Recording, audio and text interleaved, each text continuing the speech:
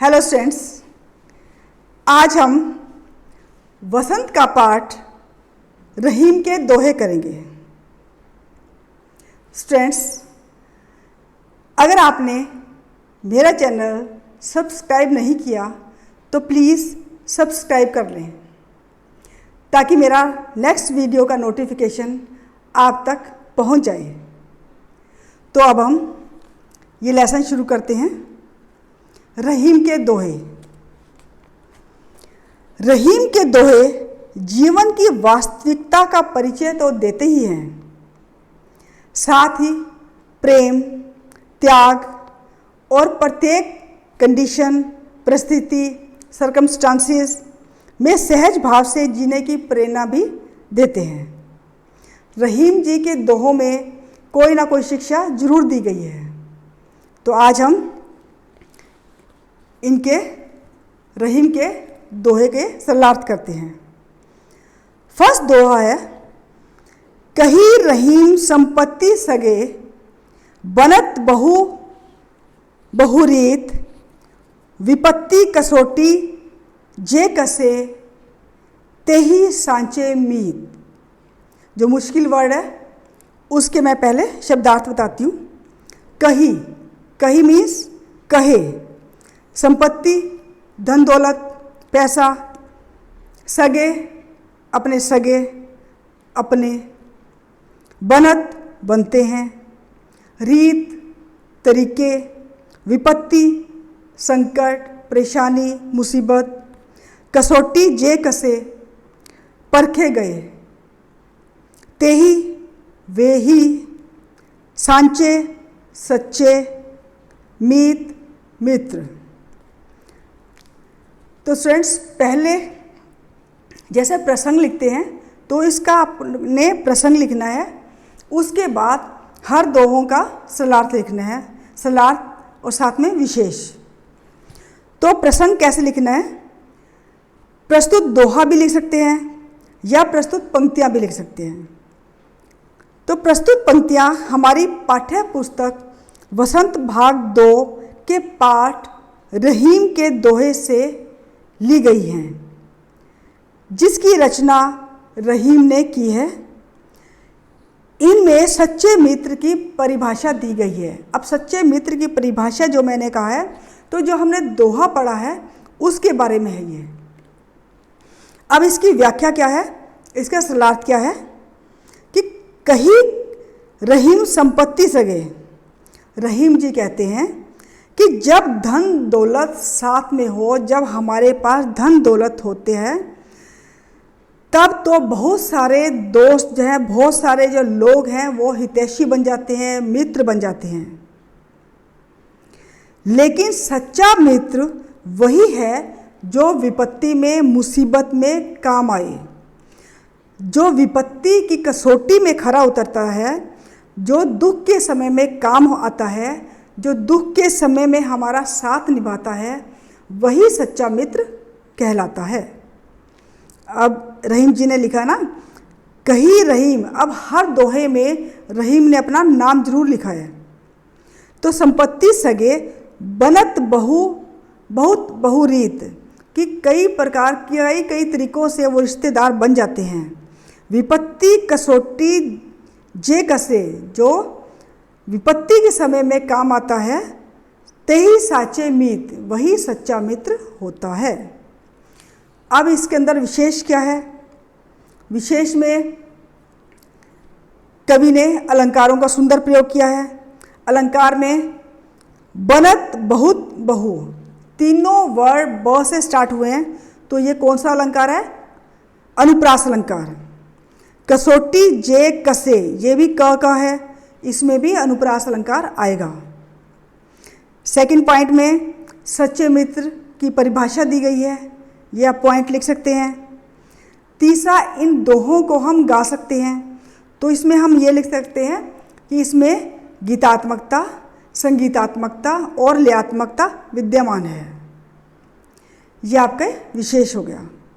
हमारा सेकंड दोहा है, जाल परे जल जात बही, तजी मीनन को मोह, हरिमन रहीमन मछली नीर को तऊ न छाड़ती छो।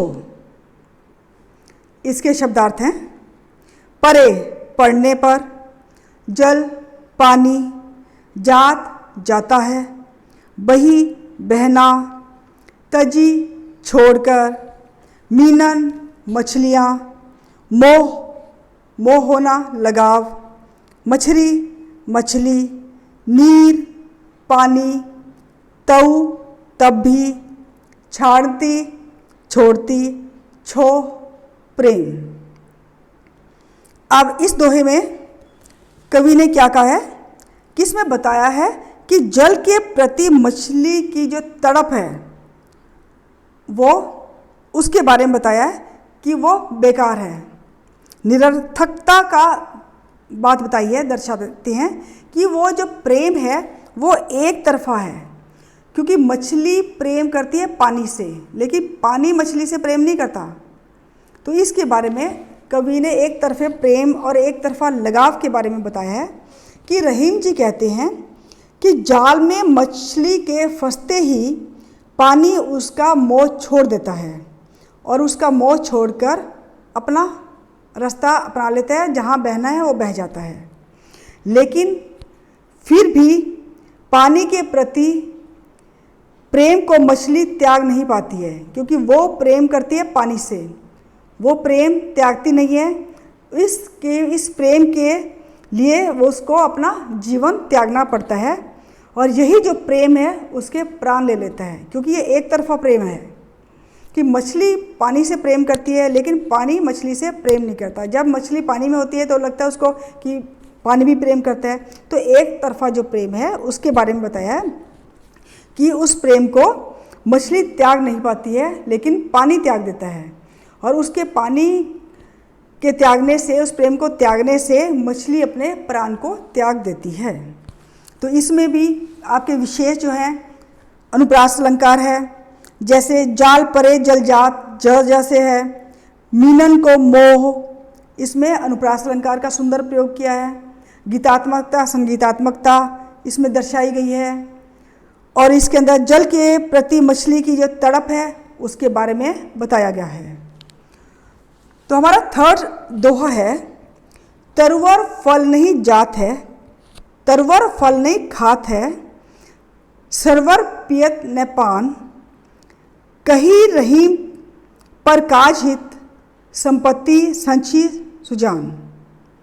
तरवर वृक्ष, नहीं खात खाता है, सरवर सरोवर, पियत पीते हैं, पान पानी, परकाज दूसरों के, हित भलाई, संपत्ति धन दौलत, संची इकट्ठा करना, एकत्र करना, जो एकत्र करते हैं पैसा धन, सुजान सज्जन पुरुष या ज्ञानी।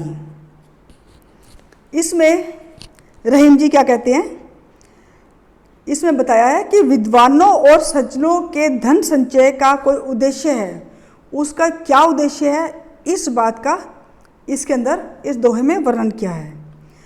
रहीम जी क्या कहते हैं, तरवर फल नहीं खात है, कि वृक्ष कभी भी फल नहीं खाते, वृक्षों पर फल होते हैं लेकिन वृक्ष फल नहीं खाते, खाते दूसरे लोग हैं।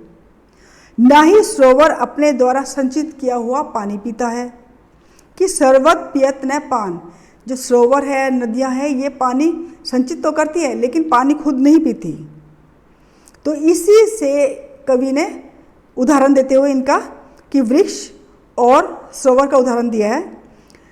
इसमें ये बताया है कि उसी प्रकार जो है सज्जन लोग जो हैं, सज्जन लोग विद्वान लोग धन का संग्रह करते हैं, धन इकट्ठे करते हैं, लेकिन वो अपने लिए नहीं करते, वो दूसरों की भलाई के लिए धन को इकट्ठा करते हैं, अपना धन दूसरों के भलाई में परहित पर लगाते हैं। तो इसमें भी कौन से ये इसमें संपत्ति संचय सुजान में अनुप्रास अलंकार है, गीतात्मकता संगीतात्मकता लयात्मकता विद्यमान है, और इसके अंदर विद्वानों और सज्जनों के द्वारा धन संचय का उद्देश्य का वर्णन किया गया है। हमारा फोर्थ दोहा है, थोथे बादल या थोथे बादर क्वार के जो रहीम गहरात धनी पुरुष निर्धन भये करे पाछली बात। इसमें थोथे मीन्स खोखले, बेकार, बादर बादल, क्वार अश्विन माह, महीने का नाम है ये। इसमें क्या है, बादल होते हैं आकाश में, गर्जना भी करते हैं लेकिन वर्षा नहीं करते। जो जैसे गहरात गरजते, निर्धन गरीब, भय होकर, पाछली पिछली या पास्ट टाइम जिसको बोलते हैं। इसके अंदर रहीम जी कहते हैं इस दोहे के अंदर कि निर्धन होने के बाद भी धनिकों जैसे व्यवहार कि धनी लोगों के समान व्यवहार के खोखलेपन को दर्शाया गया है इसके अंदर। कि कई लोग प्रेजेंट के समय में गरीब होते हैं लेकिन वो पहले कभी अमीर होते होंगे या ना होते होंगे, लेकिन अपनी वो बढ़ाई और व्यवहार ऐसे करते हैं कि जैसे हम बहुत अमीर हैं।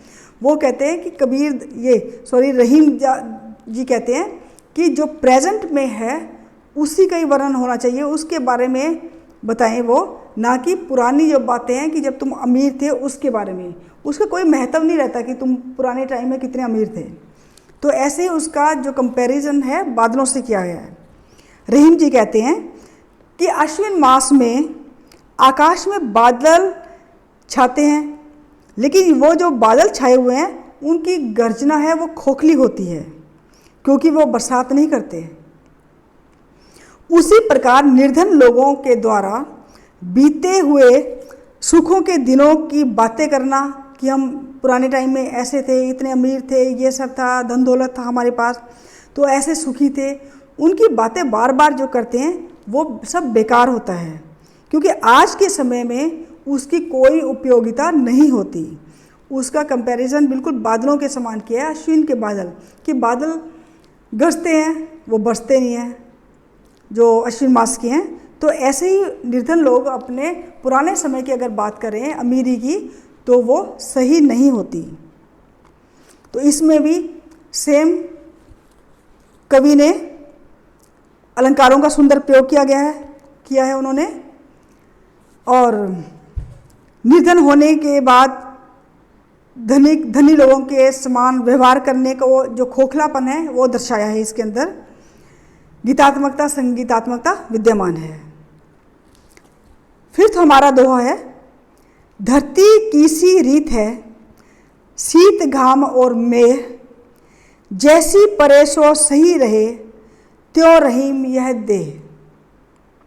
रीत मीन्स ढंग, तरीका, नियम। शीत शीतकाल, शीत ठंड सर्दी, घाम धूप, और मेह बादल, सही सहना, त्यों वैसे, देह शरीर। इस दोहे में रहीम जी ने मनुष्य को धरती के समान पृथ्वी जैसे सहनशीलता अपनाने के लिए प्रेरित किया है कि जैसे धरती सर्दी गर्मी वर्षा सब सहती है, कितनी सहनशील है वो शीलता है, वैसे ही मनुष्य को भी सहनशील होना चाहिए। तो इसका वर्णन करते हुए रहीम जी कहते हैं कि धरती का नियम है कि धरती की सी रीत है, रीत मीन्स नियम, कि धरती का नियम है कि वह सर्दी गर्मी बरसात हर प्रकार के मौसम को समान भाव से झेल लेती है। तो और उसको समझाते हुए रहीम जी कहते हैं कि हमारे शरीर में भी वैसे ही क्षमता होनी चाहिए कि हर मौसम को हम सह लें। लेकिन सहने के हिसाब से जो मीनिंग, गहराई वाला मीनिंग जो रहीम जी कहते हैं वो ये बताना चाहते हैं कि मनुष्य के अंदर सहनशीलता होनी चाहिए। जैसे वो धरती सहनशीलता है उसके अंदर, तो वैसे ही मनुष्य के अंदर भी सहनशीलता होनी चाहिए। और हर जीवन में, और हमें भी जीवन में हर परिवर्तन को सहज रूप से स्वीकार करना चाहिए कि हर कोई गर्मी सर्दी बरसात है उसको, मौसम को, हमारे शरीर को ऐसा बनाए कि हम हर मौसम को की मार को हम सहन कर सकें। और ये भी इसके अंदर एक ख़ास चीज़ बताई गई है कि हर परिवर्तन, चाहे सुख हो दुख हो, जैसे भी आशा निराशा सफलता असफलता, ये जो है हमें स्वीकार करने चाहिए और हमारे अंदर सहनशीलता की भावना होनी चाहिए।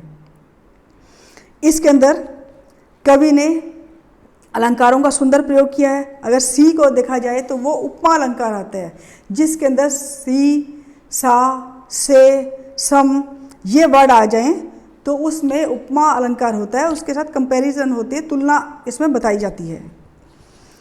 और इसके अंदर सो सही में अनुप्रास अलंकार है। इस दोहे में गीतात्मकता, संगीतात्मकता, लयात्मकता विद्यमान है। मनुष्य को पृथ्वी के समान सहनशीलता अपनाने की सीख दी है। रहीमदास जी ने जितने भी ये दोहे लिखे हैं उनके अंदर इसमें कोई ना कोई शिक्षा जरूर दी गई है। इसी शिक्षा को देने के लिए ताकि लोग इसको आसानी से समझ पाएँ और वो जीवन में अपनाएं। मुझे आशा है स्टूडेंट्स कि आपको रहीम के दोहे ये लेसन के सरलार्थ समझ में आ गए होंगे। Thank you and have a nice day.